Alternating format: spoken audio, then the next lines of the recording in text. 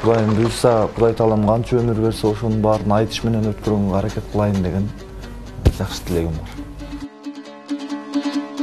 бар. Баян мырза ушул айтышты, көпчүлүк көрүүчүлөрдүн пикири менен эске алсак, алар айтышты буга чейинки кыргыз-казак айтышынан айырмаланып, достук тырдаган, ынтымак тырдаган айтыш болду деп.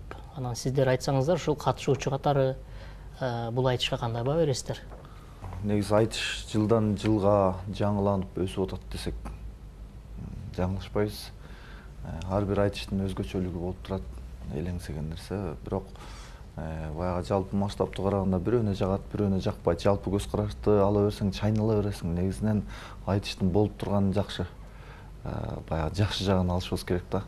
Ал эми жаман жагын чукуй берсең, эми жер бетине асмандан периштелер жаап жашап аткан жокпуз да, баарыбыз тең эле биз кемчиликтүү пендебиз. Андыктан айтыштын баягы акындар болобу, кандай айтыш болуп атканын баарын жакшы жагын алып эле карай берсек жакшы болот. Рахмат. Баян мырза, ушул сизде мисалы даярдык кызуу жүрдү, ошол элдердин айткан пикирлеринин жүйөсү барбы? Кыргыз элибиз баягы бөтөн жактан айтылган нерселерди өтө сүйкүмдүү, жагымдуу кабыл алабыз да. Ошондо бир чети бар. Эмнеге өзүбүздө деле толтура, мисалы Элмир Өкбайкебиз болсо казактын тарыхы санжырасын башынан аягына чейин биздин акындардын, жаш акындардын деле изилдеп казак тууралуу билип айткан, илип айткан айтыштары бар. Аларды деле караш керек бир четинен. Туура. Негизинен айтышты биз баягы азыр түшүнүп бүттүк деп айтсак жаңылышып калабыз да. Улам айтыш болгон сайын жаңы дагы түшүнүктөр пайда болуп берет экен да. Мисалы, ушул эгемендүүлүктүн 30 жылдыгына карата уюштурулган айтышка алдын ала сизде катышуу ниети болгон да, алдын ала. Ошондо мындай өзүңүздүн ички даярдык кандай эле, мисалы? Эмнени айтам, эмне ички даярдык? Эми мынау акындар көп да. Ар биринин түшүнүгү башкача. Кимдин сөзү кандай болсо, өзү ошондой адам да. Анткени акындын ырына карап өзүн билебиз да. Ар бириники ошол. Меники дагы дале ошондой да. Мисалы, мен кээ бир нерселерди туура көрө бербейм да. Атүгүл калыстардын ой пикирин дагы туура көрбөшүм мүмкүн да. Мына нерсе туура эмес депчи. Анын бири-бирибизге сыйышпаган нерселер бар. Бирок ушундай баардык көп биригип алып бир иш болуп аткан нерседе баардык агымга бирге турууга дайым даярбыз. Анан эгемендик күн болобу, кандай күн болгот, кайсыл күн болбосун айтышка дайым даяр жүрөбүз. Мисалы, төкмө акындардын келечеги кең, азыр эле айтылды. Бул өнөргө кызыккандар, жаштар дагы бар, дагыча көрөт деп атабыз. Эми биздин заманда төкмө акын кандай болуш керек? Ал биздин окуу жайлардан кандай билим алыш керек? Ал эмнелерди окуш керек? Себеби ошол эле биздин төкмө акындар айтышка чыкканда дагы белгилүү музыка чеберлеринен сын пикир угушат. Мисалы, комузу мындай экен, үнү тигиндей экен деген. Баян мырза, ушул жерден айтып өтсөңүз, төкмө акындар кандай билим алыш керек азыр, билимин тууралуу? Төкмө акындарга атайын бир тандалмалуу билим жок. Төкмө акын болдуңбу, айланаңда көзүңө эмне көрүнүп атат? Мээң туюп аткан кандай илим билимдер бар? Жаңы инновациялык билимдер бар. Ал ошолордун баарынан артта калбаш керек. Төкмө акын болгон соң баарынан кабардар болуш керек. Билген аз болсо, акыл туюм аз болсо, баягы күнүмдүк нерселер менен чектелип ырдап калат. Аманбы, турбайбы, же болбосо адамдын өң келбетинен ашпаган эле бир. Демек, изденүүдө болуш керек да. Сөзсүз түрдө изденүү болуш керек. Анан бул жакта инилерибиз да айтып өтпөдү, Кубат дагы туура баса белгилеп айтты. Акын, анан тагдыр деген да нерсе бар да. Биз мындай болсо, тиңдей болсо деп көп нерселерди айтабыз, бирок артты бир кылчайып карап коюшубуз керек. Кече биздин акын бабаларыбыз, мына азыр акындардын ар бири бирден машина айдап жүрөт, кылп айтпасам. Ал эми андагы бабаларыбыз болсо, балким эшекке минип алып, балким араба менен жер кезип талай кыйынчылык күндөрдө ырдап келген. Азыр записке жаздыралы десек, каалаган жерде запись бар, видео бар. Ал учурда болсо Оз эки адабият укмуш, карабайсызбы? Бүгүнкү күнгө чейин не деген дастандар, санат термелер айтылып калды. Биз сөзсүз түрдө эле мындай нерсени алып карашыбыз керек да. Азыр заман аябай сонун азыр. Эмне кыл десең баардык мүмкүнчүлүк бар. Бул айтышта эмес, негизинде бир топ жылдан бери эле элдин бир суроосу бар да. Биздин улуу акындар эмне үчүн катышпайт деген. Анан биздин бул мындан жогорку муундагыларга келсек, ушул эле эстебиз Турсуналиев, Тууганбай Абдиев, Ашыралы Айталиевтердин мууну 70 жашка чейин ошол курактарындагы айтыштары элдин эсинде да. Анан Баян мырза бунун себеби эмне үчүн деп элейсиз катышпаган?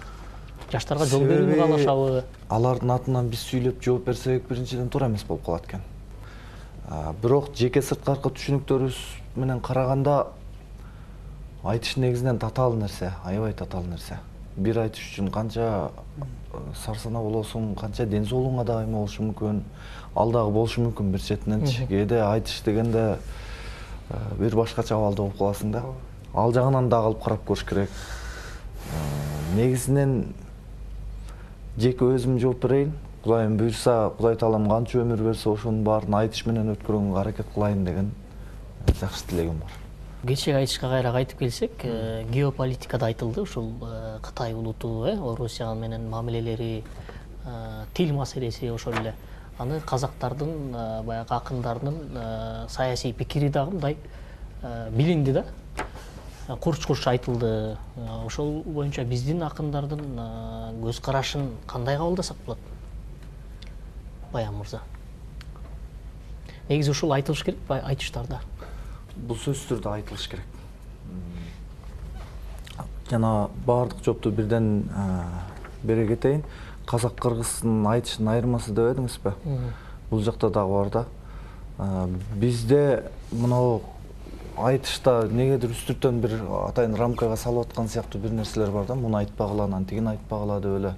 Рамка бар. Ошондой нерселерди кылды. Анан сиз айтып атпайсызбы? Бул эл аралык деңгээлде акын бир чөйчөктүн ичинде бата турган нерсе эмес да. Акын деген дүйнөдө эмне деген нерсенин баары бар. Билишинче канчалык чабыттап айтса ошончолук сонун болбойбу? Туура эле болот да. Эл аралык маселелерди козгогон акын демек эл аралык акын ал. Мен ошондой түшүнүктө карайм. Айтыш өнөрүнүн улуулугу жөнүндө кеп кылып атабыз, анын коомдо кызматы жөнүндө кеп кылып атабыз. Анан ушул өнөрдө эми жайылтуу жолдору. Мисалы, айтышка ошол эле филармонияга 1200 киши батат, көрүп кетет. Бирок башка дагы бир айтышты укпаган да бир коом бар. Ошол эле тил маселесин жеткирүүдө дагы айтышты биз кураллап атабыз. Эми ушул жаш муунга жеткирүү жагын өзүбүздүн ушул жол менен, чөйрө менен кантип жайылтсак болот, кантип кызыктырсак болот? Бул аябай зарыл нерсе. Негизинен биз азыр кийинки артта өсүп келаткан мектеп курагында окуучу балдарды көрүп алып бир аз коркуп кетебиз чындапчы. Негизинен алып караганда биз ошол куракта өзүбүздү эстейбиз да. Бир мектептин ичинде бир 10 комуз кармаган бала болот эле да. Азыр бир мектепте бир комуз кармаган баланы табасың же таппайсың да. Ушундай бир эмеге келип калдык. Комузда мектептин музейинде деп. Анан негиз биз азыр көп суроолорду бердиңиз, Максат мырза. Көп суроолорду бердиңиз. Мунун жалпы жыйындысы мына бул эле нерсе. Биздин улуттун оңгусу бар. Айтыш, манасчы, поэзия акындары, комузчу, импровизаторлор бар, атайын музыкаларды чыгарган. Биз ушул инсандарды мамлекет өзүнүн кучагына алышы керек. Алар өздөрүнүн иши менен алек болуш керек.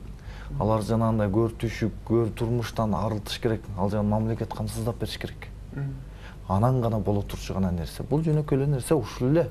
Башка биз чабыттап алып кете турчу суроо жоктур деле жок. Ардактуу акындар, атайын убакыт бөлүп келип, биздин маектебизге келип, ошол айтыштын ар тарабын күнгөй тескейин, кенен өзүңүздөрдүн пикир менен маек бергениңиздерге ыраазычылык билдиребиз. Сиздерге дагы ийгиликтерди каалайбыз.